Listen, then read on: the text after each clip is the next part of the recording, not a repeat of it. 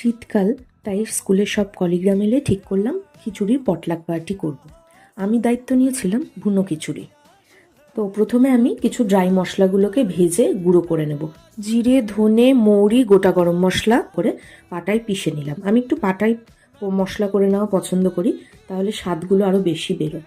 গোবিন্দভোগ চালটাকে আগের থেকেই আমি জল দিয়ে ভিজিয়ে 2 ঘন্টা ঝরিয়ে রেখেছিলাম সারা রাত, যাতে চালটা ঝরঝরে হয়ে যায়। এখানে ঘি আর তেলের মধ্যে একে একে সমস্ত ফোড়ন দিয়ে কাজু বাদামটাকে একটু ভেজে আদা বাটাটাকে ভালো মতো কষিয়ে নিয়ে ওই যে ভাজা মশলার গুঁড়ো সেটা সামান্য পরিমাণ দিলাম, পুরোটা নয়। তারপরে কষে গেলে পরিমাণ মতো লবণ দিলাম আর জল ঝরিয়ে রাখা গোবিন্দভোগ চাল দিয়ে যতক্ষণ না চালের সুন্দর গন্ধ বেরোচ্ছে ওটাকে ভালো করে ভাজলাম।